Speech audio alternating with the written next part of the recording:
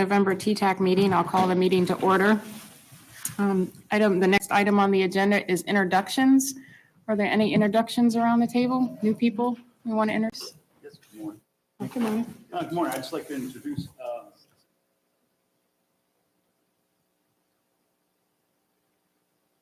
Welcome, Greg. Oh, yeah, reminder, turn on your mics when you speak so it can get recorded. I think we have virtual people and everybody can hear. Hey, I'm Jeannie from York County. I have two introductions. First is Desi Bradish.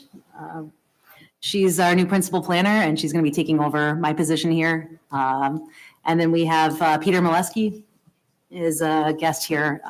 He's an engineer with Public Works. Great, thank you. Welcome. So my name is Michael Bowery. I'm the acting director for the City of Hampton Public Works. And with me, I have Han Vu with the City of Hampton. She's in our planning department. Welcome. Lots of new faces. And well, kind of a new face for Norfolk, not a new face for you guys, but our new transportation strategic planner, Kyle Gilmer, down at the corner there, is now working with us at Norfolk. So thank you guys for letting me to stay. Congratulations, Kyle. We will miss you, but look forward to your success in Norfolk. Okay, any others? Okay, the next item is approval of the agenda. Hopefully everybody's got a chance to look at it. There are no changes, so I'll take a motion. so move. Thank you. Have a second? Thank you. All in favor? Any opposed? Okay, the agenda is approved. Item number 4 is public comments. I don't believe there were any submitted public comments. Do we have anybody here from the public that would like to speak? Seeing none. We move on to item number 5, comments and updates from state and federal agencies and military liaisons. And as always, I'll let VDOT go first. Good morning. The only announcement I have is that the SGR paving cycle opened on October the 8th, and you can submit your applications in the SMART portal. The application cycle will be open until December the 12th, and it closes at 5 p.m. Okay, that's all I have. Thank you. Thank you. DRPT? I don't think anybody's here. The port? Hey, good morning. No real update, but I just want to make mention, we're coming up as we enter 2026. The Port of Virginia administers a local aid, it's called Aid to Local Ports. So the communities present who have public-owned waterfront facilities like marinas and other commercials type of docks. I just want to put that out there. We've had good participation historically, but definitely, like everything, ebbs and flows. And so I just want to plug that after the meeting. If you want to come talk to me, if your community is so fortunate to have some public waterfront commercial facilities, I'd love to chat with you about that particular program. So just want to plug that. Thank you, Madam Chair. Thank you. And last two are military and FHWA. I don't think. Under number 6 is approval of consent items. There was the minutes from the October meeting, and then something on conformity amendments and regionally significant. If anybody has any questions on those, you can bring them now. If not, I'll take a motion. Thank you. Second. Thank you. All in favor? Aye. Any opposed? Okay, motion carries. Item number 7 is the 2050 Long Range Transportation Plan Draft Project Prioritization Scores, and Dale is going to brief us on this. Good morning, Dale. Good morning. This is the closest I've come to the deadline of having slides ready for a meeting. Literally hot off the presses here. All right, so today I'll be presenting the draft prioritization scores for the 2050 Long Range Transportation Plan. And just a reminder, everything that we do for this Long Range Transportation Plan, everything we do for transportation is, our goal is to provide effective transportation for all. whether it's our daily commuters, our tourists, our freight. We want to make sure we have an effective, safe, connected transportation system in the region.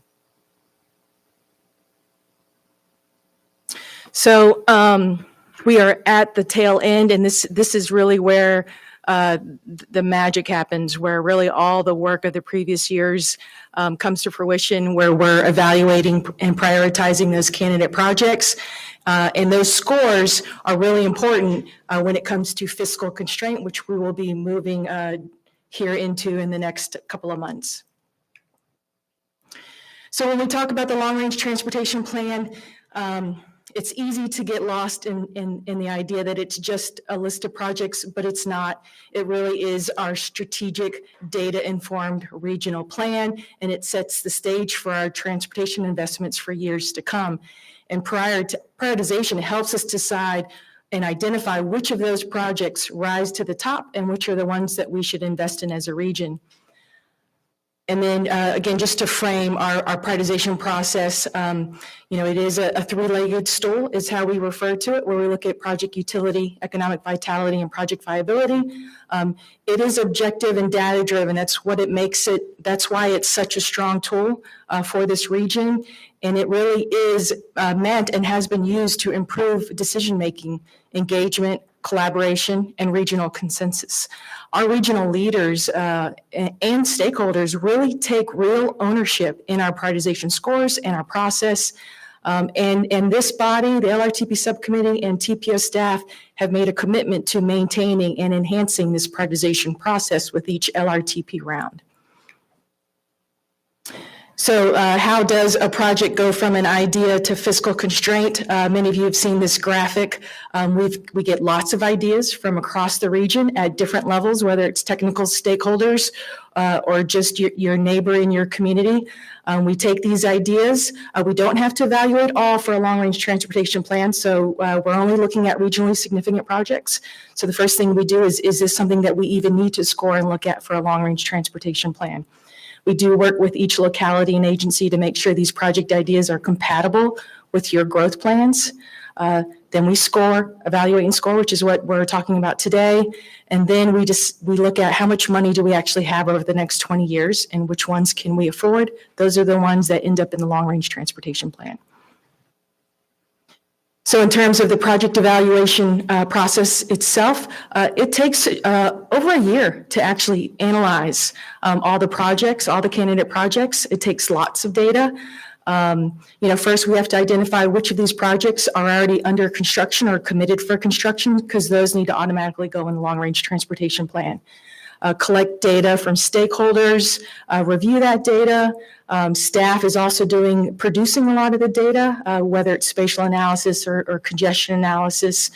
We put that into our prioritization tool. Then where we are today is we're going to different committees to review those draft scores. We'll also go to the public, finalize those scores before we move into fiscal constraint. So high level, here's our project prioritization tool, how it's made up. I'd mentioned that we have those three legs: project utility, which looks at the ability to solve a transportation problem; economic vitality, which looks at the potential for economic gain; and project readiness and compatibility, which is project viability. And each of these components has submeasures that looks at things like congestion, safety, resiliency are some of the new measures we enhance, cost effectiveness, project readiness, labor market access, et cetera. Each component is a max of 100 points. So the max a candidate project can score is 300 points.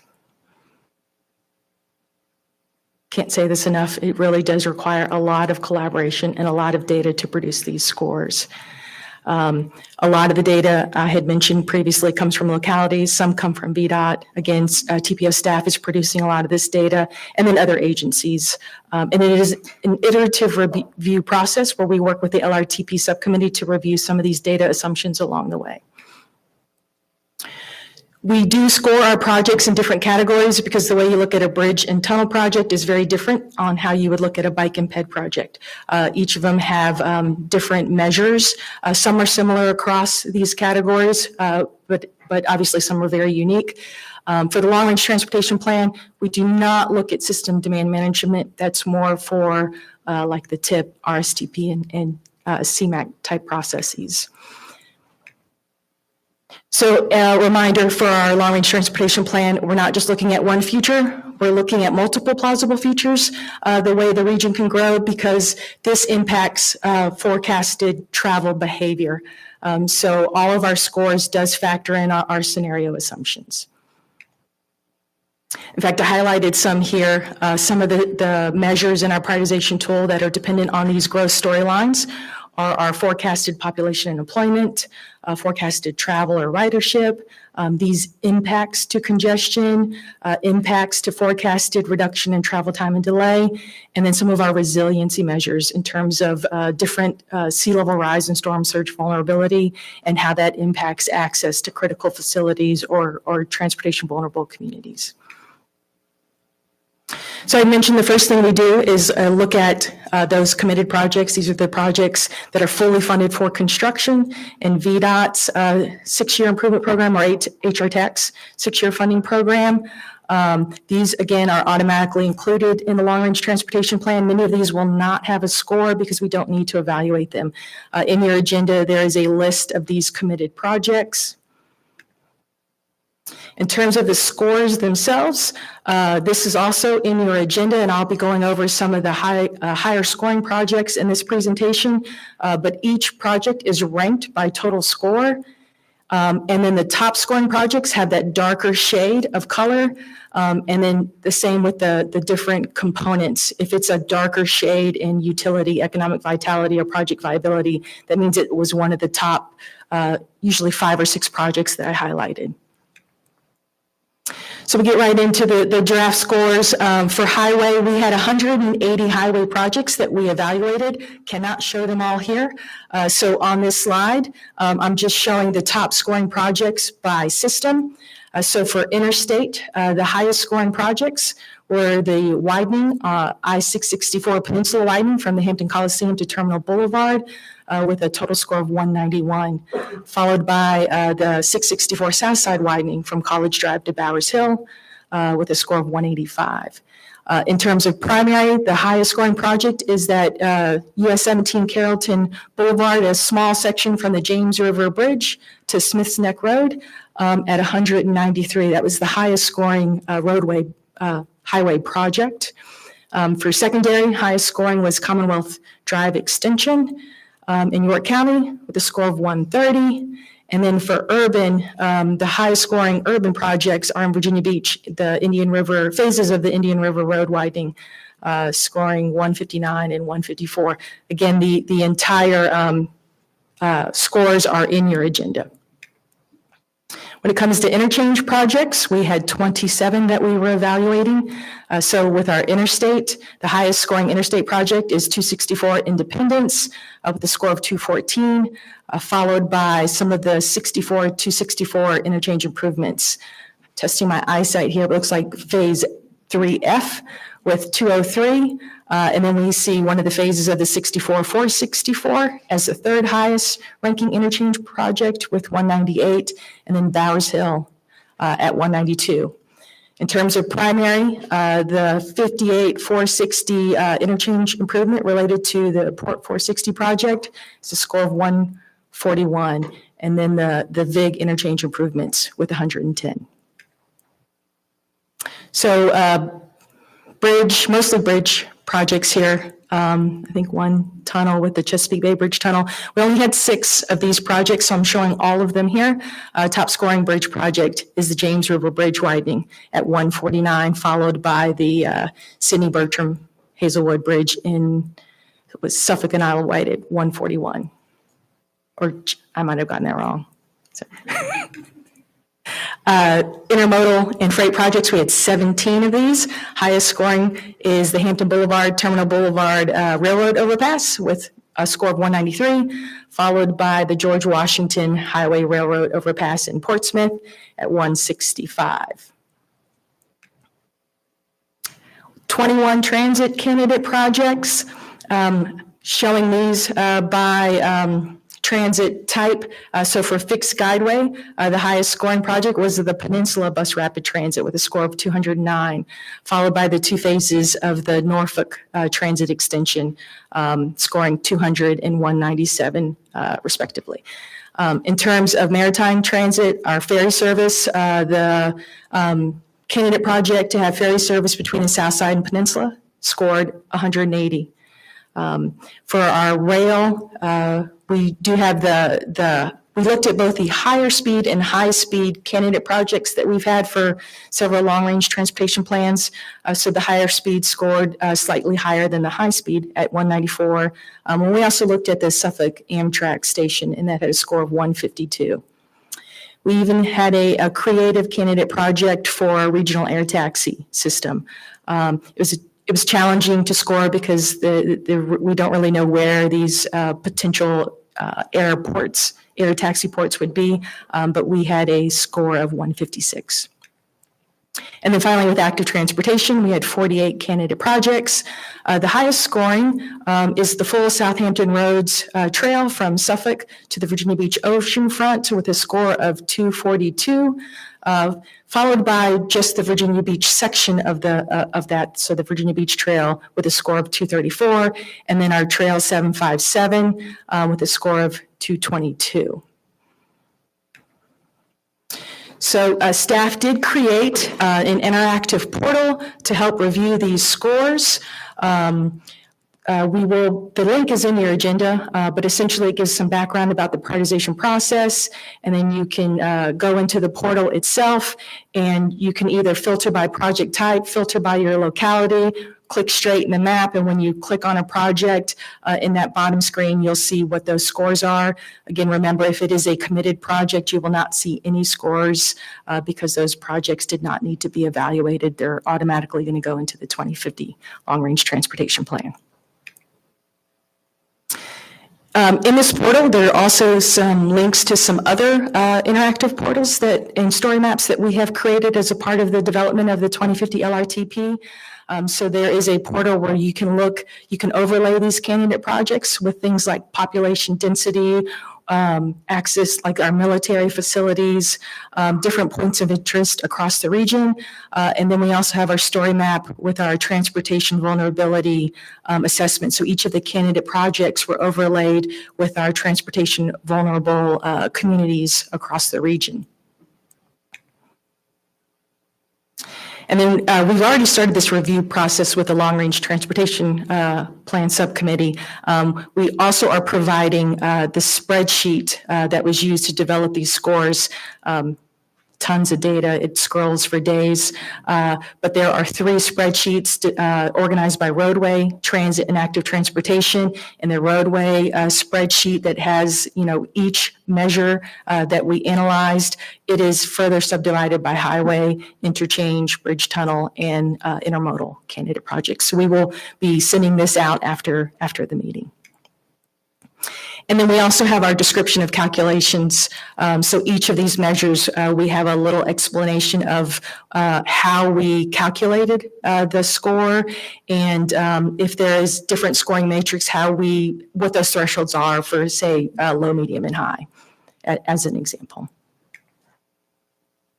So in terms of the review process, again, we already started this with the LRTP subcommittee, presenting the draft scores to you all today. We will also be going to the Community Advisory Committee, the Freight Transportation Advisory Committee. We're going to go to Active Transportation Subcommittee to look at the bike and ped projects. And also our transit stakeholder, that committee is RTCWG. Yes. Regional Transit Coordination Working Group. Yes. If there are any others that you feel like we should be reaching out to, and a lot of this will be us emailing a package. Here's the review portal. Here are the draft scores. Here's a presentation to help some of these committees review these scores. If there are any others that I haven't not mentioned here that you think would be valuable to get their input, please let me know. We will be doing a public review of the draft scores in December. This is all gearing us up for those fiscal constraint discussions in January. I've told the LRTP subcommittee this many times, telling you all as well, please make sure that you have representatives at the fiscal constraint discussion. If there are projects, the scores are meant to provide information on the projects we actually fiscally constrain. And historically, they heavily influence which projects are in the plan. But sometimes there's another project that's on the cusp, and it's really important for a locality or agency to have that project in the plan. This is your opportunity to make that argument. So please have your representatives there. And then I just wanted to close. We are very tight on meeting that deadline to have the 2050 LRTP officially approved. The board does not meet in June, which is the deadline for replacing our current 2045 LRTP with the 2050. So we're aiming to have the board approve the 2050 and adopt it in May. There's not a lot of time to hit all the remaining milestones between now and May. So I just wanted to say that there is the possibility that we might not meet this deadline. We will definitely come back to this committee if we feel like in the early part of 2026 that we're not going to meet that May deadline, because there are potential consequences for the region in terms of funding and projects moving forward. So we would have to go a different avenue to get a grace period from our federal partners. I hope that does not happen. That has never happened before, but just wanted to make this committee aware that that is a possibility. So it might seem like it's fast and furious with reviewing these scores and doing fiscal constraint, but we're going to do everything we can to meet that May 2026 deadline for the 2050. So that's all I have for my formal presentation. We're asking for feedback on the draft scores by November 25th. Be happy to take any questions. Thanks, Dale. Does anybody have any questions? Dale, are these scores for the individual categories, are they relative to each other, or are they ranked like highest score is across all categories is kind of the highest priority? We can look at them both ways. Ideally, we keep them separate because funding sources are separate. But often we'll have the public or board members ask us what was the highest scoring overall. So in terms of the max is the same for all projects, 300. So on some level, you can say a higher scoring project, regardless of category, is very effective for the region. But when it comes to fiscal constraint, we do keep these in the separate funding categories. Okay, because I think one of our comments is going to be is that these active transportation projects, while important, they rise well above any roadway or interchange or interstate project by significant measures. And I'm not sure that that's a position that, I mean, at least a lot of localities would make. Yes, they have a very small funding source for those active transportation. So when it comes to fiscally constraining, they're not going head to head with the James River Bridge widening in those funding sources. Okay. And Dale, just to piggyback off that, so in looking through those, obviously the viability of a trail project is a lot better than the viability of a major intersection that's going to take years to build. So I don't know how we normalize that, you know what I mean, in this evaluation, or if that's even considered, because if that's the case, the viability of a trail is always going to win out. The score is always going to be higher. So it's almost a little bit of a, I don't want to say a false reading on the prioritization, so to speak, you know what I mean? Yes, I can see that concern. Working through the years and with the LRTP subcommittee, all these measures were vetted. And you're right, what we have noticed as staff is that active transportation and even intermodal projects do tend to reach those higher scores, more so than some of our traditional roadway projects and even transit, especially when it comes to viability. And that's a lot is project cost, has a lot to do with that because these roadway projects are so much more expensive. But when it comes to those fiscal constraint and funding sources, we actually will separate out. So we don't say, what is the highest scoring project overall? Let's go get these constrained funds for the region. We're saying, okay, for active transportation, here are those top scoring projects. We have forecasted TAP funding. So that forecasted active transportation, the top one, we'll look at that TAP funding. Yeah. And then when we're looking at HRTF, we're looking at interstate projects. Right.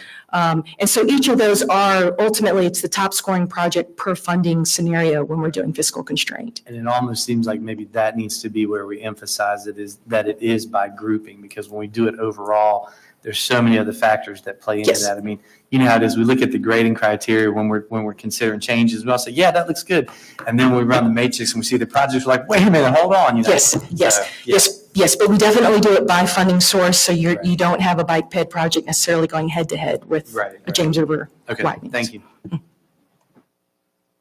She said what I was going to say, that they're not competing against each other in their categories. But she already said. I think Dale mentioned it, but I'll chime in. Please take a look. Also, the other thing is please ensure your management, whoever needs to know in your locality or agency, is aware.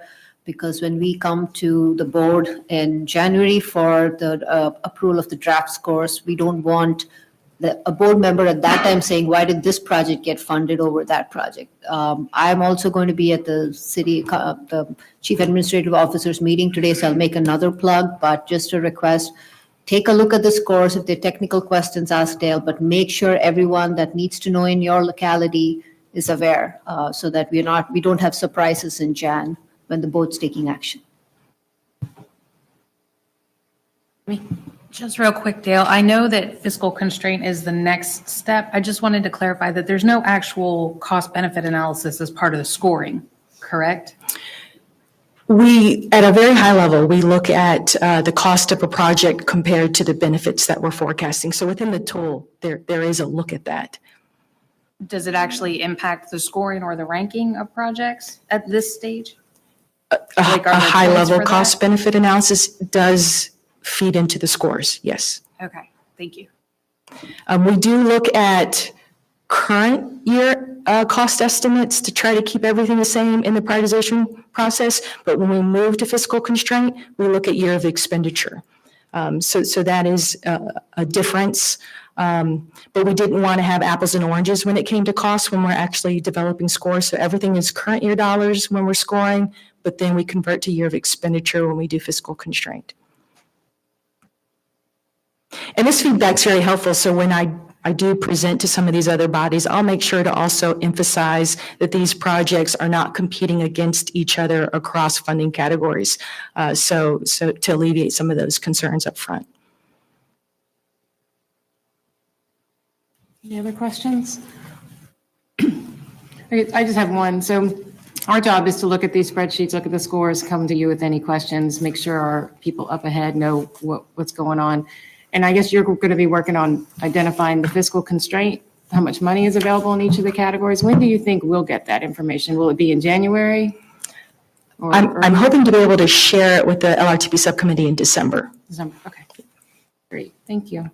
Yes, and when I say review the scores and some of these data inputs, you can't say, hey, I'd really like this to score high versus medium. You've got to give me some rationale.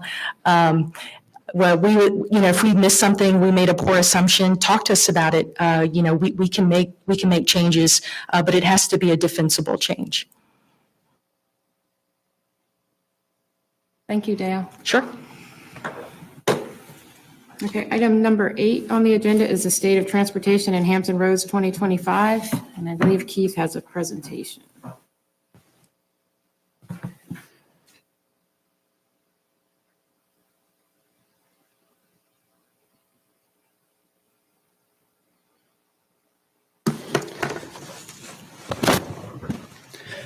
Good morning. Today I'll be presenting to you the highlights from our State of Transportation and Hampton Roads update 2025 edition. So this is a report that we produce on an annual basis as part of our performance management efforts, along with a couple others. One of them is the roadway performance report that I presented to this group a couple months ago, and then the system performance report that has to do with the regional targets that we'll talk about here in January. But in terms of the state of transportation, it's a report where we look at the current status and some of the historical trends in terms of various aspects of our transportation system. And then we make comparisons with other large metropolitan areas between 1 and 4 million people, just to see some of the areas where we're doing particularly well or maybe not so well in these various aspects of transportation. We try to look at anything we can get data for, so you can look at all the various aspects of transportation, whether it's air travel, Amtrak usage, congestion, active transportation, anything we can get data on, particularly on a regional basis, we try to include as part of this report. Over the next few slides, I'll go over some highlights from the report, starting with the air travel section. The year 2024 was another record here in Hampton Roads, particularly at Norfolk International Airport. About 2.5 million passengers boarded flights here in Hampton Roads, and so that's about a 50% increase almost over the last decade. A lot of reason for this is the new services and new nonstop destinations that are provided from Norfolk. So Breeze, JetBlue, Spirit, a lot of the new airlines that have started service here over the last few years, and a lot of the new markets that they serve. One way we measure that is through what we call seat miles that are available. So the number of seats times the distance that they're flown from the airport. And we've seen a growth almost 100% here, so almost doubling in terms of the capacity of our airport over the last decade. So that is driving a lot of the passenger growth you see. Looking at it compared to national numbers, the growth here in Hampton Roads has far exceeded growth nationally in terms of air travel, particularly since the pandemic. Also comparing us to similar sized airports, so those that are defined as small or medium by the FAA, we are also greatly exceeding the growth that we see at those airports as well. Another aspect where we've seen record levels is in the amount of cargo handled by the Port of Virginia. Year 2024 did see a record in terms of the amount of cargo handled there. Various reasons for that. The Key Bridge situation in Baltimore did help drive some of that, particularly throughout the summer. But when you look over the last 5 years since the pandemic, the Port of Virginia has experienced higher growth than any other major East Coast port. So it is good to see all of that growth driving through the Port of Virginia and the region. In terms of rail travel, we do continue to see elevated levels, not quite a record, but almost a record level in 2024 compared to the year earlier.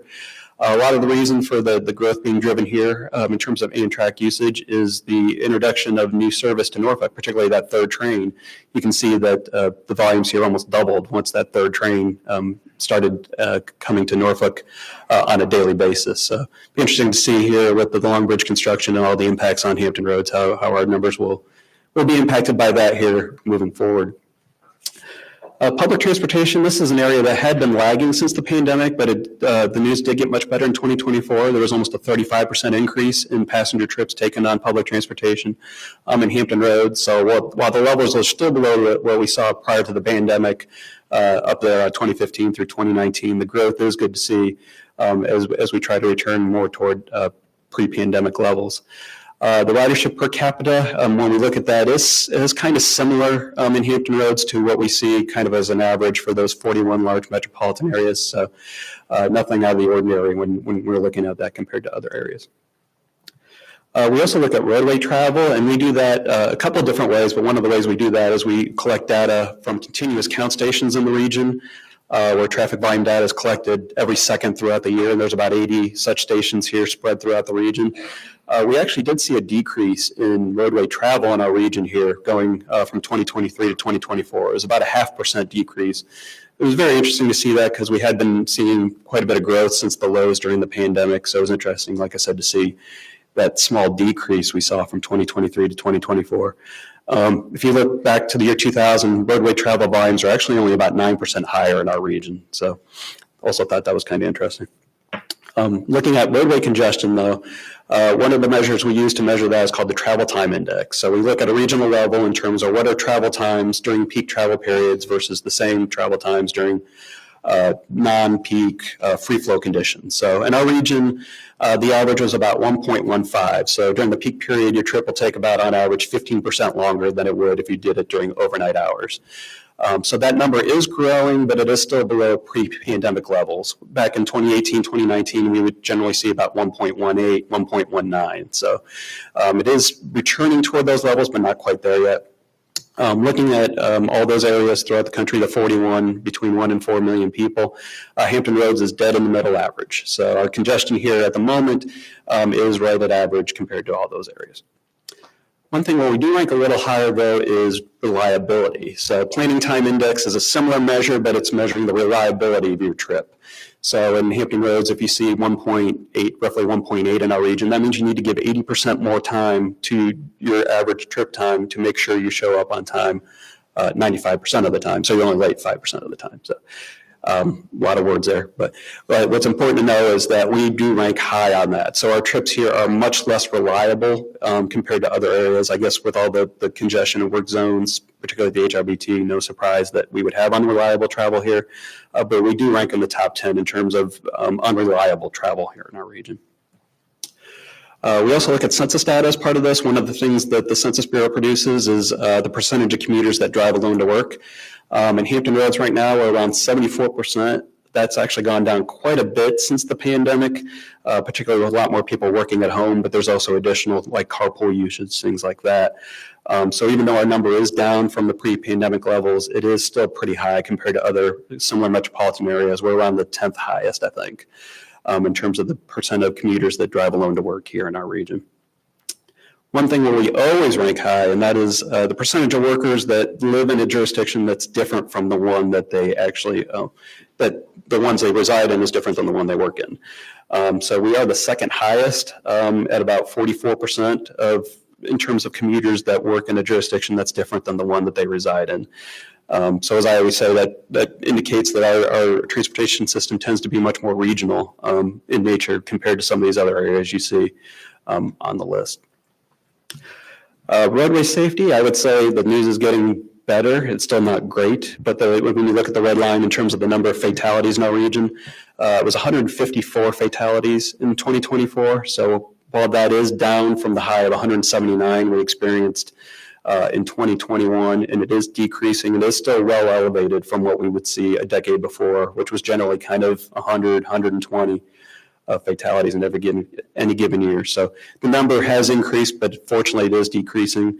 When you look at the number of crashes and number of injuries, those numbers have actually been very consistent. It's just the number of fatalities resulting from crashes that has been elevated over the last decade.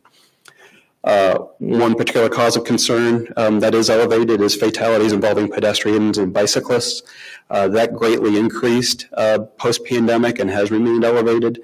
Last year, there were 37, I think, fatalities involving pedestrians and bicyclists, but you can see that still remains quite elevated over what we saw from a decade ago. Last thing I want to go over, I thought is probably the best news from the study, and that is bridge condition, and we're continuing to see the bridges in our region improve in terms of their condition. So if you look at the number that are in poor condition in our region, it's dropped by half over the last decade. So from 68 back in 2016 to 34 here in 2025. So definitely good news when you look at the condition of our bridges and the improvement that's made here with the additional funding from the State of Good Repair program over the last decade. So with all that, the draft version is included with your agenda packet today. It's available from the following link, which is also included in your agenda packet. So public review will open this afternoon, and then because we don't have a TTAC meeting in December, we will have a longer public review period and have that open until December 5th. So if you have the chance, please look over the document and let me know if you have any comments on that. We will be back at the January TTAC meeting requesting a recommended approval for the TPO board at their January meeting. So with that, I'll take any questions you might have on the state of transportation. Thank you, Keith. Does anybody have any questions? Okay. Thank you. Thanks again. All right, item number 9 is October 2025 Transportation Program and Subcommittee Meeting Update. John's going to give us a short update. Keep a minute to get back to the seat there and get me pulled up here. That was quick. How about that? Teamwork makes the dream work. I'm way too loud. I got to move this away from me. All right. So in October, our transportation programming subcommittee met, and we had quite a few items to go over. And for those of you that were here, we did accomplish it in a relatively short period of time. So I want to commend the subcommittee for their collegiality and willingness to work together to solve a lot of these items that we addressed at the meeting. Just a little background. These are the items that we did discuss. The first item we discussed was in our transportation improvement program, we do amendments and administrative modifications in order to make any revisions to projects. And the sliding scale is mentioned here. We'll get into each of these in a little level of detail. Is the cost chart we use for determining if a project needs an amendment or an administrative modification. The second item we discussed was our TIP and our statewide TIP process coordination. Now, we've been working with VDOT and localities for a fair amount of time in order to try to find some efficiencies in this process, and we'll get into that in a little greater detail as well. Then we'll talk about our carbon reduction program. That project selection process is kicking off currently.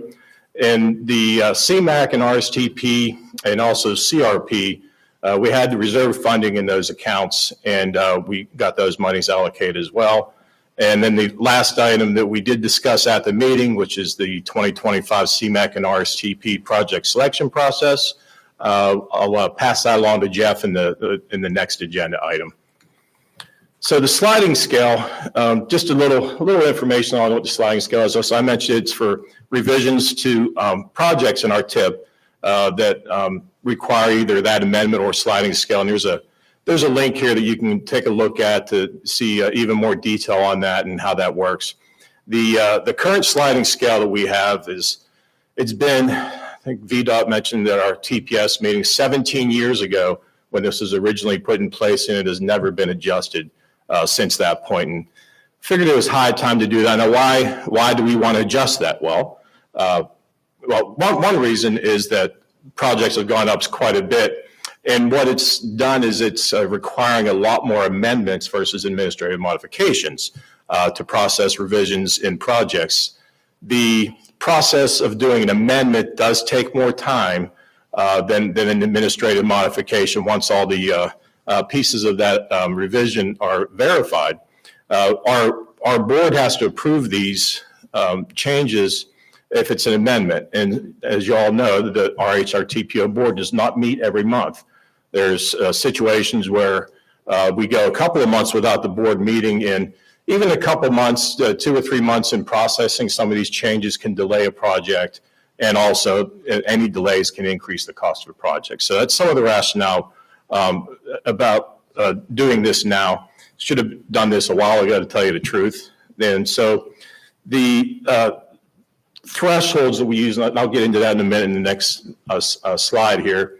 But the thresholds, I'm going to make a suggestion. We did have a lot of good conversation at the TPS meeting, and little small there. I apologize for that. A little hard to read.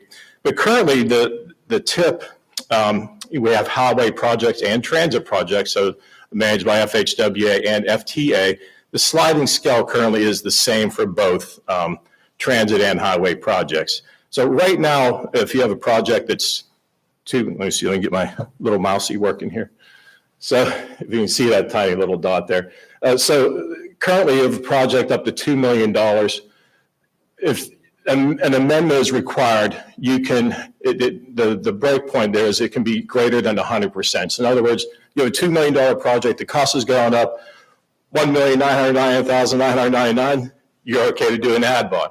If it goes up to that $4 million, then it will require an amendment. So without getting into it too deep, that's kind of how this goes. And then we go down through here with all the different benchmarks here for the amount of the increase here for the $2 million to $10 million project, greater than 50-cent cost increase, we require an amendment. And just on down through the chart there. So wanted to take a look at that, and we're coming up with some ideas that were presented at the TPS meeting.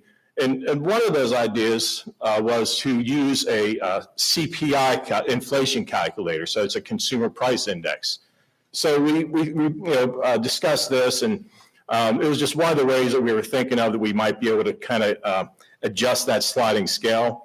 And there's other methods we can use, but that was just kind of like to kick off the discussion, something we looked at, and we may still utilize something like that in order to come up with edits to the sliding scale moving forward.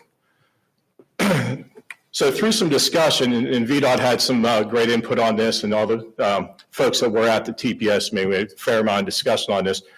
What benchmarks do we work with? Where do we start with? And there was a suggestion to start with a $5 million number, a $7 million number.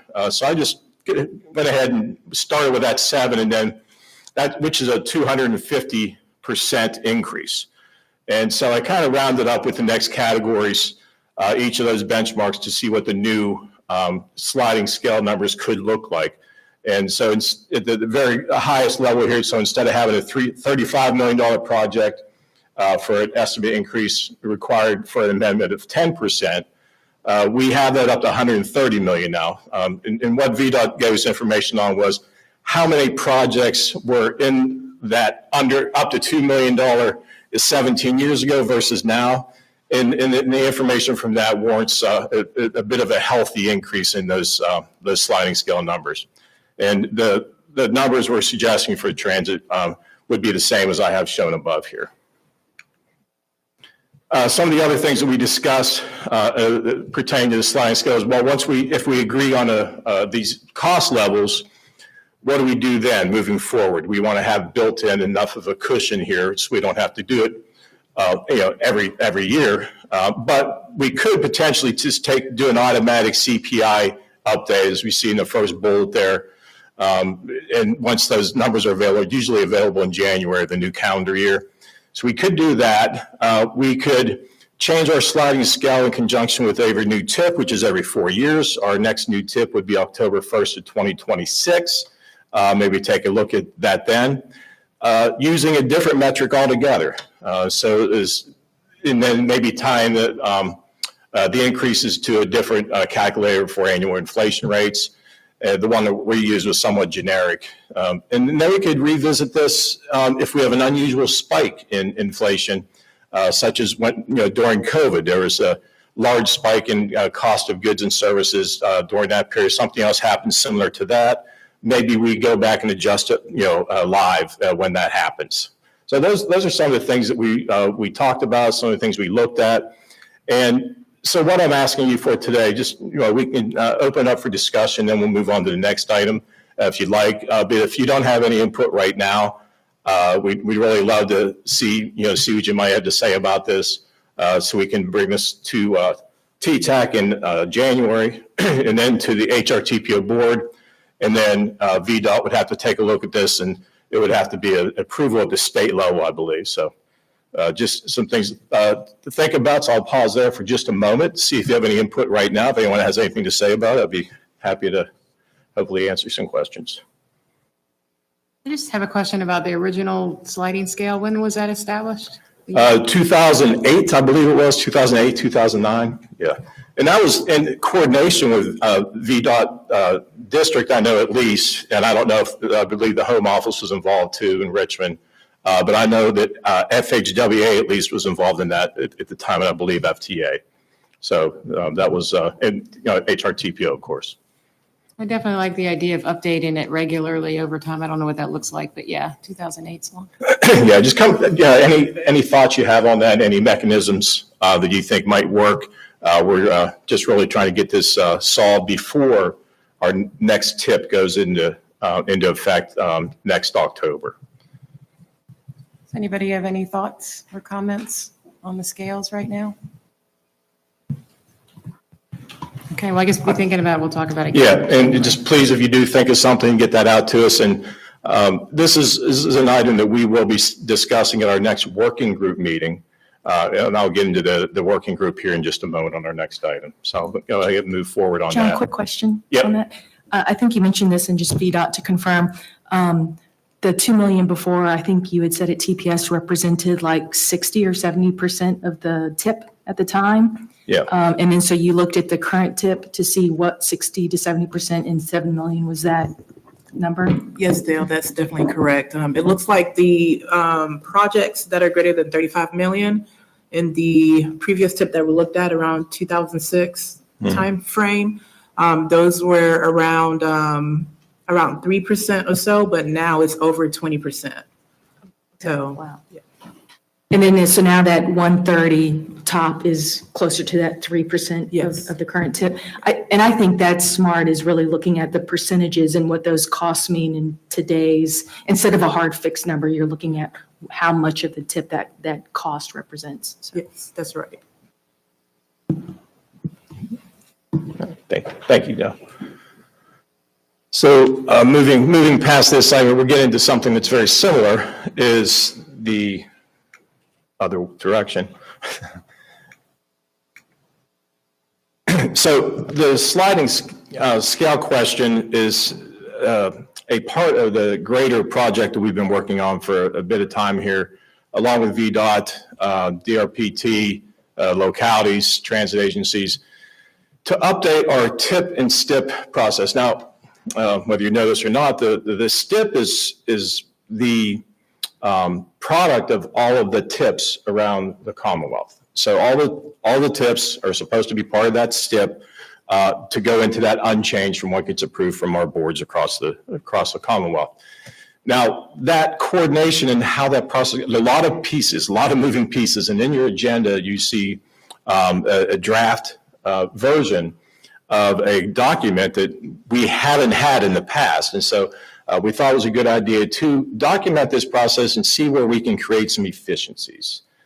Can we do this better? Can we explain this better? And had a lot of great discussion on this topic at the working group meeting we had recently. The working group was put together soon after, probably about a year and a half ago, where we got together and started trying to put pen to paper to see where we can find some ways to do this better. Loss of words there. The working group will be meeting again, hopefully the first couple weeks of December. We had a lot of great feedback already.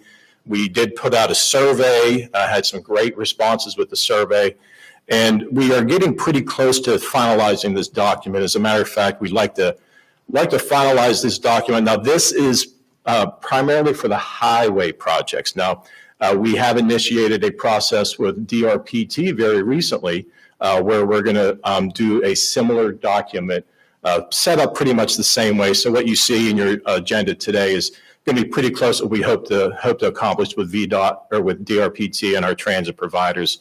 So once again, the first couple of weeks of December, we'd like to get together to kick that transit side off, and B, take a look at the sliding scale and some of these other things I'm talking about this morning, and hopefully come into the TTAC and the board in January, at least with the highway document pretty close to being ready to go to get approved. So the action here is, this doesn't take a motion or anything, but please review this guidebook if you haven't already. We have received a lot of comments. I have not incorporated them into what you're seeing here today. So if your comment is similar to something that I've already received, we'll just make sure that we capture that in the revised document once we go to try to finalize that. And if you have any questions right now, I'd be happy to answer them, but that's what we hope you can do. And if not, we'll move forward to the next item here. So we are kicking off our carbon reduction program project selection process. And the purpose of it, as you see here, is to fund projects that are going to decrease carbon in our environment. And so there's two ways with our current process that we determine that. We have projects that have some qualitative data where it's most likely that this project will decrease carbon.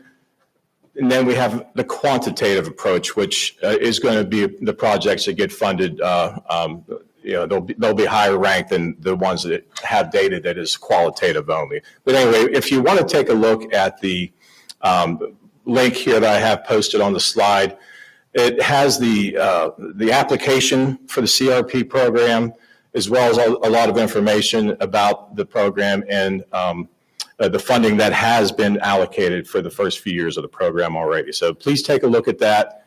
And if you are interested, there's about $11 million available over these 3 years where we are going to try to allocate the funding from fiscal year 27, 28, and 29. And so we're a little over $11 million in funding to allocate. This is for new projects.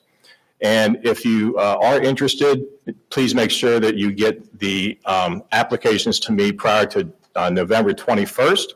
If you need a little more time, I'm okay with that because that is a pretty tight window. It's a pretty straightforward application process for those of you that were involved in it the last round.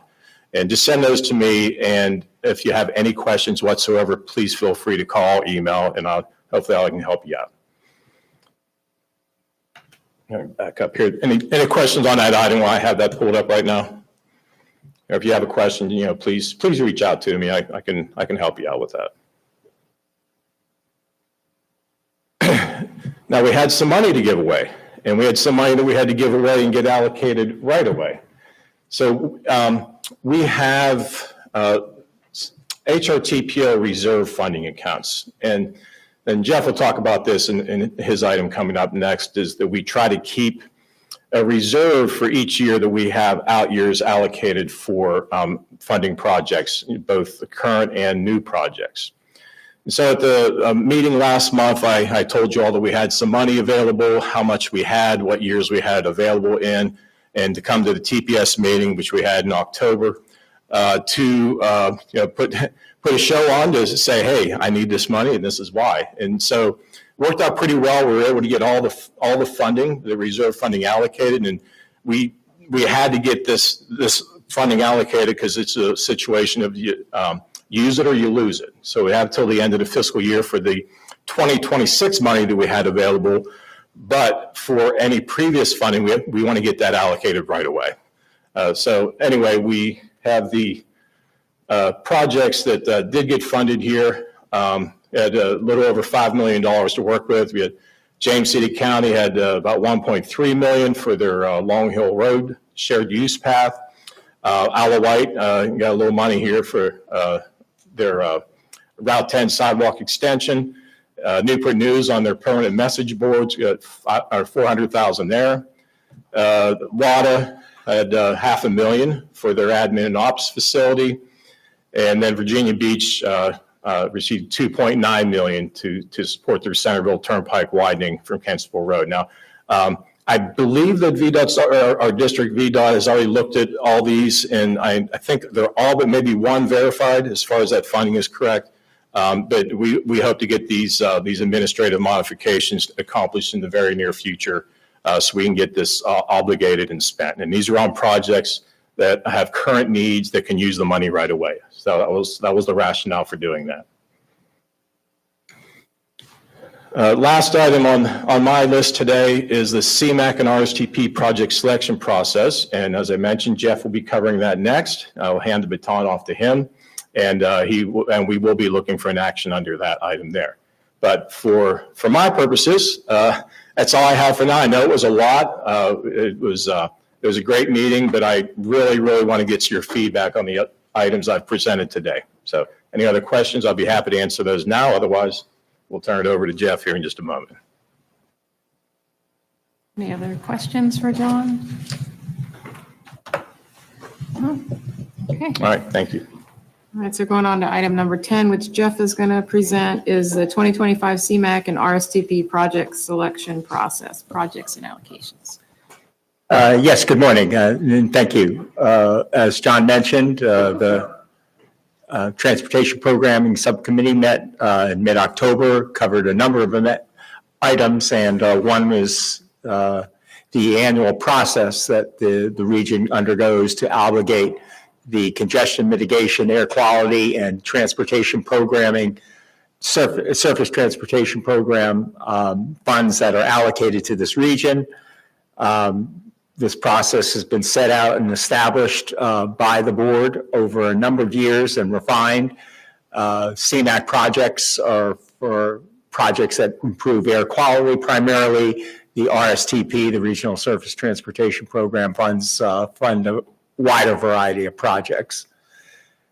The process sets out beginning to solicit public input and then following with localities and agencies submitting their applications, review of applications, TPS evaluating and making their recommendations, and we're here today where TTAC reviews the TPS recommendations and makes a funding recommendation to the HRTPO board. These numbers, if they look familiar, they are. We've used the same mark in total in both categories for a number of years, a little bit over 15 million annually available in the CMAQ program and 37 million available to the region in the RSTP. And so these are the targets we use. And this is for the allocation process in 2025 is looking at FY 2032 funds in both categories. But of course, we don't start with a clean slate. We have what's known as pencil-in projects. These are projects that are previously approved that have out-year funding years beyond the initial year of allocation. So the pencil-in needs of existing projects are shown in both categories, which indicate that as we began the process this year, we had deficits, that the pencil-in needs exceeded expected revenue in both CMAQ and RSTP funding in FY32. So that's the initial play. Given that reality, the decision was made previously early in the year not to accept new applications, but all funding would go to projects with penciled-in requests. So as mentioned by John, the TPS meeting for CMAQ met in October, and they recommended funding to 12 projects and holding a little under 500,000 or 3% of the total in reserve. The type of projects selected, traffic signal upgrades and systems were the primarily one, and that's no surprise given the cost effectiveness rating shows these to be very powerful in reducing air quality at a cost effective, as well as 2 transit bus replacement programs and 1 pedestrian enhancement improvement. And this list of recommended projects was in your agenda. You can see the allocations and amounts for FY32 recommended by the TPS with the 431,000 left in reserve. On the RSTP side, you have 8 recommended projects and a 4% reserve of 1.456 million. And the 8 projects showing RSTP having a greater diversity of types of projects that can be supported. So you see the Go Commute program, 2 highway widenings, a traffic signal, a safety enhancement, 2 pedestrian, and transit, all covered in RSTP. So the wide variety of projects supported. And again, the specific projects and amounts shown in the agenda delivered in advance, and leaving the reserve and balance entry of 1.456 million. So the recommendation from your TPS board is to recommend approval of the FY32 CMAQ and RSTP projects and allocations as shown in tables 1 and 2, and ready to take questions on the proposal. Does anybody have any questions for Jeff?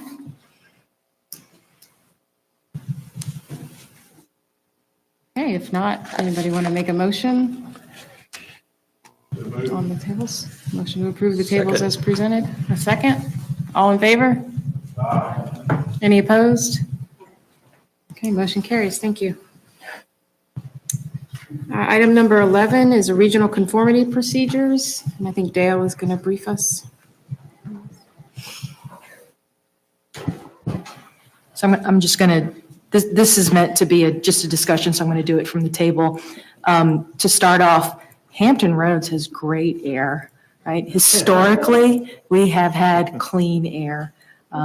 I think it was back in 2005, maybe.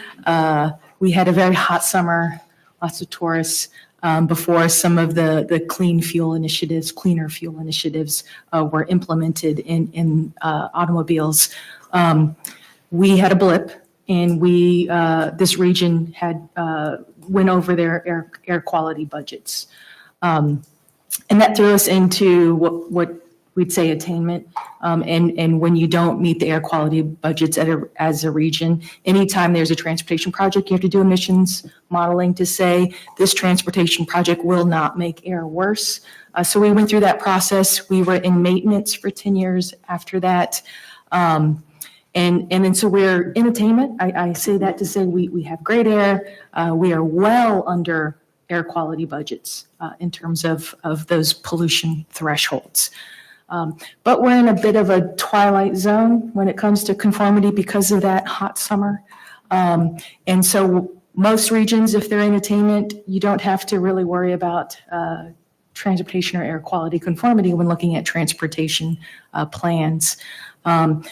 Because we are considered that orphan maintenance, again, that twilight zone, we do have to address conformity, but our federal partners were nice enough to say we don't have to do emissions modeling, which is very cumbersome, very, very cumbersome. It takes generally about 3 months to look at all the transportation projects the region is looking at. What is that VMT? What does it do for queuing? What does it potentially do for air quality?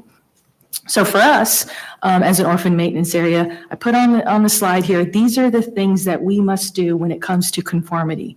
We must demonstrate fiscal constraint, which we do anyway, as part of our long-range transportation plan and TIP. So that is not anything new. We're going to do that regardless, and I think we do a very good job with that. We must consult. We do that anyway. We make sure any amendment, add mod, new process, that we're consulting with our stakeholders and with the public. And we must document this process. So these are things that we do anyway in any of the processes we're doing as an MPO. But this is what we're required to do, again, separately as part of conformity. And so we do have procedures in place for these, what we call streamlined policy, since we don't have to do emissions modeling. And even though in theory it doesn't sound like a lot, we're already doing fiscal constraint, we're already doing consultation, let's document it. The graphic on the right shows it's still a pretty big burden administratively for us to do this.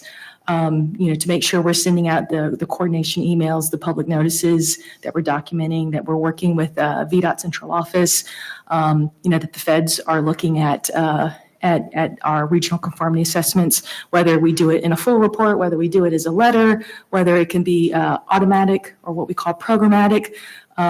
It's pretty convoluted for something that should be very easy, and especially for a region that has fantastic air. So we have, to date, we have our federal partners, even though it is streamlined, still take about 3 months to review a regional conformity assessment. They have asked us not to do back-to-back or concurrent regional conformity assessment analysis if we can avoid it, and we have been trying to respect that wish.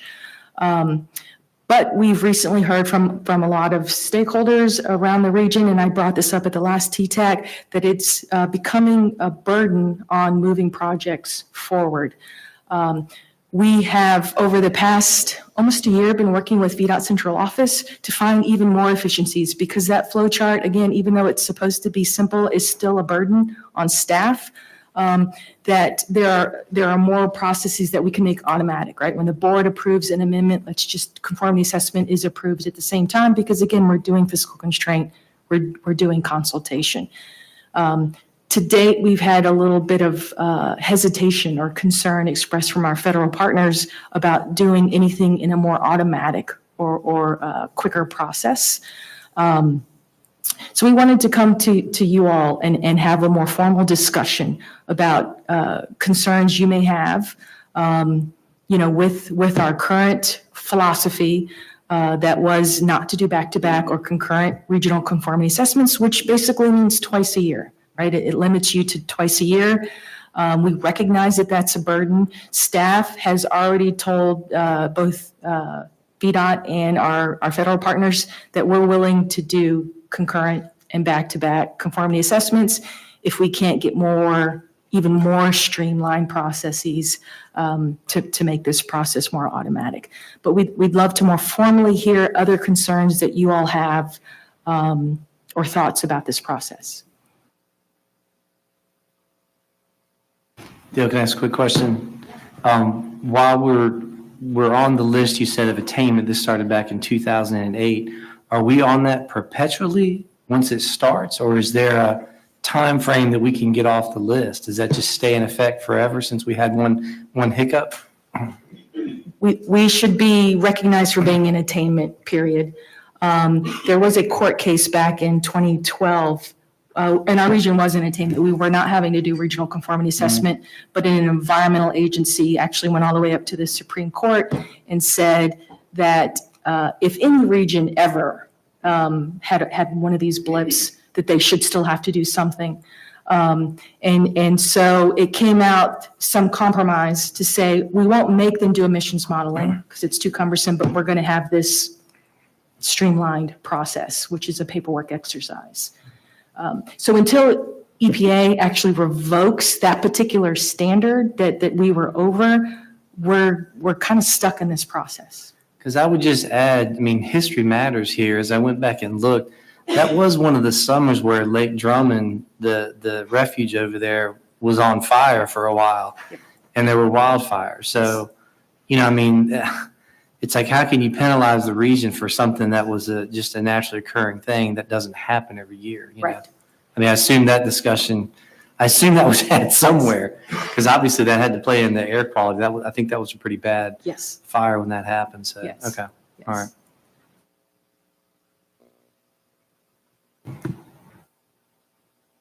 I will say, from VDOT's perspective, they've been fantastic. They feel like this is too much. Even just doing the paperwork exercise it is a burden on staff. And this is why, with our current procedures, we do have some of those programmatic approvals baked in. What we're even hearing now is some of the new federal partners are not even sure necessarily that they're comfortable with that, but those processes are in place. We're not taking those out. So for certain amendments, if they're not deemed regionally significant, they're not adding a new project to either the LRTP or TIP. As soon as the board approves them, then the conformity assessment is done at the exact same time. It's just the more regionally significant ones. And the sliding scale is a part of this because there are a lot of TIP changes that can't be processed as ADMODs. They have to currently be processed as amendments. We're doing a lot more paperwork than we should be.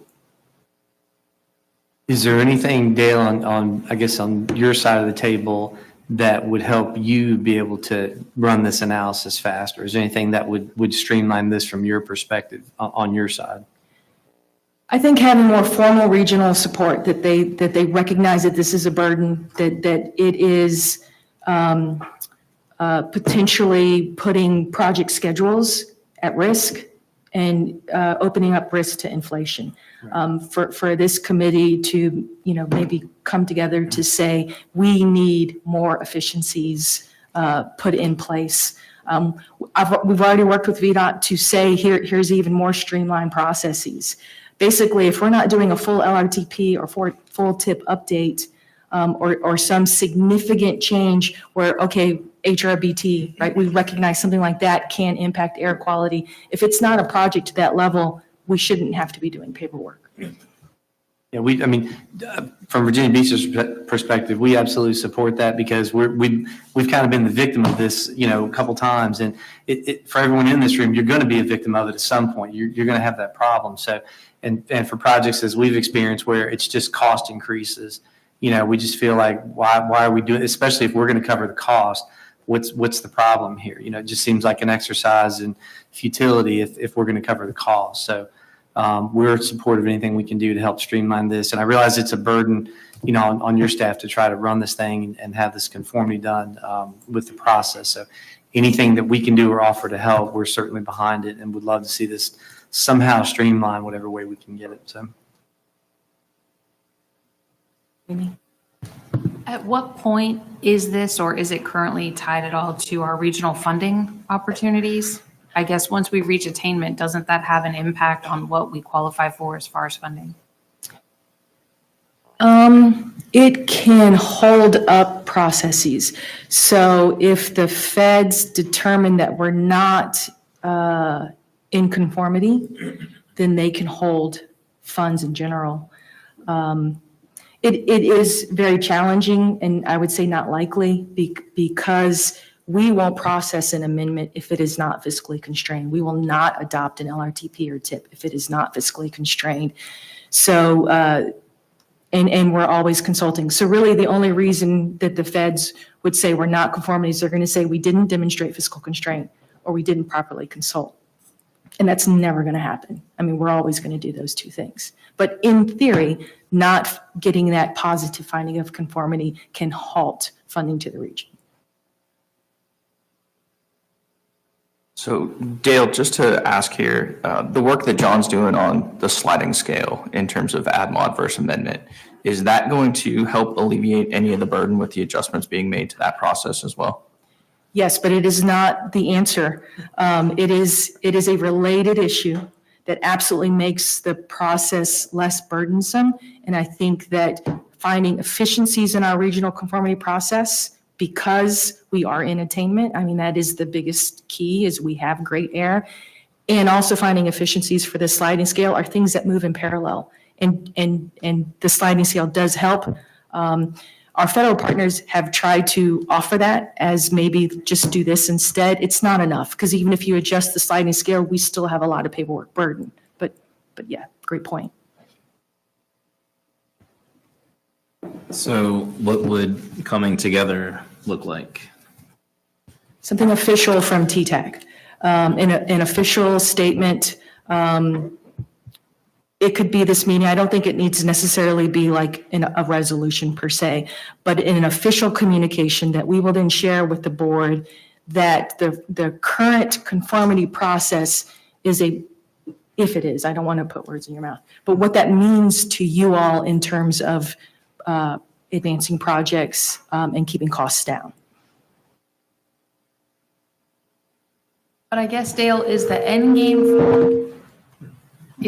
game for us to request more efficiencies in the process, or is the end game for us to request that we don't have to do conformity? We will not win the latter. The feds have to make that decision. So the only thing we can do is get more efficiencies while these rules are in place at the federal level. So if we're thinking about sending them communication, is there a list of efficiencies that we'd already like to request? I mean, I don't think we should be like, hey, we want you to listen to us and then not have anything to say. Yes, we have already drafted, staff with VDOT staff have already taken these procedures and say, where can we make them even more streamlined and more efficient? And we've already shared it with the federal partners. Their first time reviewing, they expressed concern. Really the concern with the programmatic approvals by the board. They are looking at it again.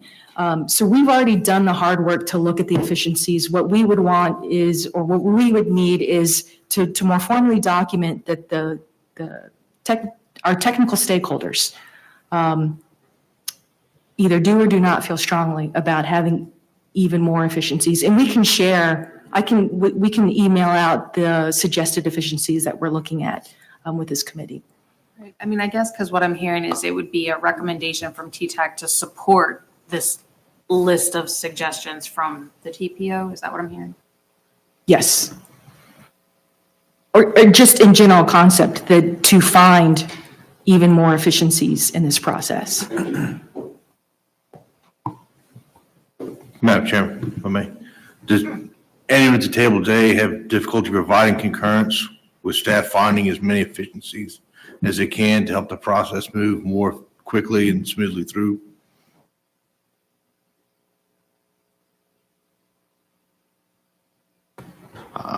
I think you're heading in the right direction. Any communications we can put in front of staff so they can then take to their representative for the board would be greatly appreciated. Perfect. And I mean, I think it would help to say, we support all of these plus any additional that are found, but the more specific we can be of things we already know, I think would be helpful.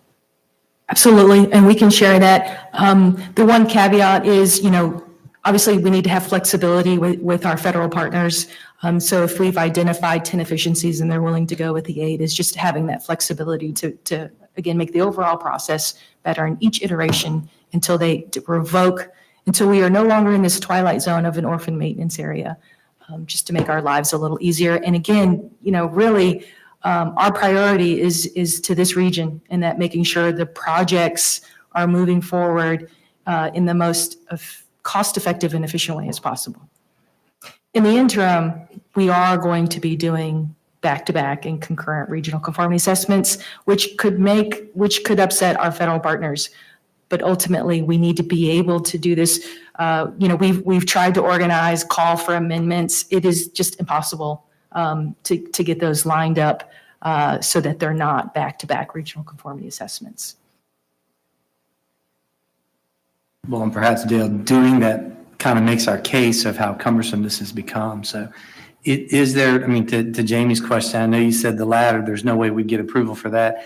Is there anything in motion to work on the bigger picture of getting out of that orphan situation? Yes, to my understanding that there are some efforts at the federal level to revoke some of these requirements for areas that are fully in attainment. Dale, is there anyone else we know of who's kind of in the same boat as us who we could look to for how they approached this problem? Yes, there are a couple more in Virginia. I want to say Richmond and or Fredericksburg. We are the guinea pigs for the state. So we were the first one to put some of these streamlined procedures in place, and we're the first one in the state to push for even more efficiencies. So is there any support that we could drum up from those areas to kind of help us move our process through as the guinea pig? Yes. Great idea, great discussion. So the attainment, is the CMAQ funding tied to this in a roundabout way? Supposed to be. We still get CMAQ, and we're not looking that gift horse in the mouth. So. Yeah, that's what I just didn't want to. Yeah, I just didn't. Yeah, that is, you think, yes, like CMAQ, if you have great air, those regions typically don't get as much, but. Okay. I mean, I'm definitely in support of streamlining things, and I think as we draft that letter, a recommendation to streamline, maybe point out some of the specific problems localities have had, like how has it impacted the projects along the way? So will we be looking at a letter next month, or how is it? I'll talk with Pavithra, but it could be that maybe it's an agenda item on the board, and that we would have a summary of this discussion in TTAC support, and then an example of the efficiencies that we're asking for. Thank you, Dale. Thank you.